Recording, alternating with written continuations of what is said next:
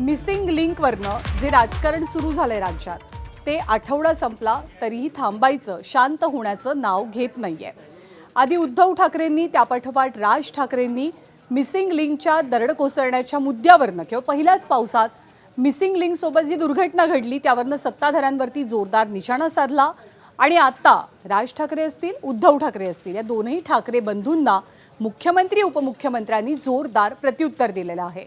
राज ठाकरेंनी मुख्यमंत्र्यांवरती टीकास्त्र डागल्यानंतर आता मुख्यमंत्री आणि उपमुख्यमंत्र्यांनी एकत्रित पद्धतीनं विरोधकांचा चांगलाच समाचार घेतलाय. मिसिंग लिंकमुळे 7,000 कोटी रुपये पाण्यात गेले अशी अफवा पसरवणं म्हणजे महाराष्ट्राचा अपमान नाही का, हा सवाल विचारत मुख्यमंत्र्यांनी विरोधकांना फैलावर घेतलं. तसंच राज ठाकरेंना मिमिक्री आर्टिस्टची उपमा देत मुख्यमंत्र्यांनी उपहासात्मक टोला लगावला. अधिवेशनाच्या अंतिम आठवडा प्रस्तावावेळी फडणवीस आणि शिंदेंनी विरोधकांच्या विरोधात तुफान फटकेबाजी केली. शिंदेंनी उद्धव ठाकरेंच्या शिवसेनेच्या रामरक्षा आंदोलनाचाही समाचार घेतला. त्यामुळे मिसिंग लिंक बाबतच्या सत्ताधाऱ्यांच्या स्पष्टीकरणावर विरोधक कसा प्रतिवाद करणार हे पाहणं महत्त्वाचं आहे.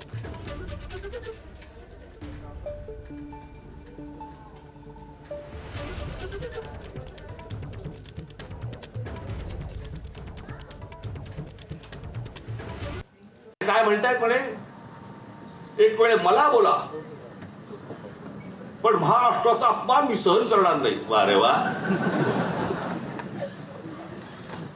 लोक त्या मिसिंग लिंक बद्दलच बोलतायत, महाराष्ट्राचा कुठे अपमान करतायत. पण विरोधकांना जे करत होते ना, शिव्या घाल, वाटेल ते बोल, हे जे सगळे त्यांच्या ठेवलेल्या टीम्स आहेत ना, हे जे सगळं सुरू होतं ना, ते आता अंगलट आलंय. आता ह्यांच्या दामदुपटीने ह्यांच्या अंगावरती येतंय. वाईट साईड लिहिणं, सगळ्या गोष्टी ज्या सुरू झाल्या हे तुम्ही बसवलेल्या टीमकडनं सुरू झाल्या. आता तुमच्या अंगावरती येतंय ते सगळं, आणि तुमच्या अंगावरती येतंय म्हणून लगेच महाराष्ट्राचा अपमान. ह्याच्यात कसला आला महाराष्ट्राचा अपमान? विधानसभेमध्ये भाषण केल्यानंतर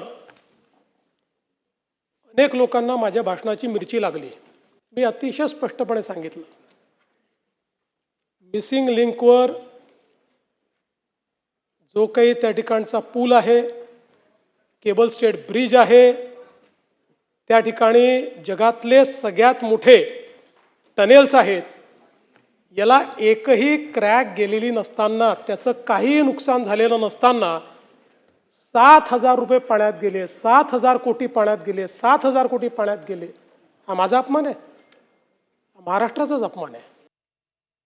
आपल्या प्रकल्पांची बदनामी करणं ही का आमची बदनामी नाही, सरकारची बदनामी नाही, मुख्यमंत्र्यांची बदनामी नाही आहे. परब साहेब, ही आपल्या राज्याची बदनामी आहे. आज या मिसिंग लिंकला पाहण्यासाठी देशातून नाही, विदेशातून लोक येत आहेत. कसा हा मिसिंग लिंक झाला, कसा वायाडक्ट उभा राहील. महाराष्ट्रामध्ये, राज्यामध्ये राहून महाराष्ट्राची बदनामी करणारे कोण? महाराष्ट्रद्रोही म्हणायचं आम्ही त्यांना? हे महाराष्ट्रद्रोहच होऊ शकतो.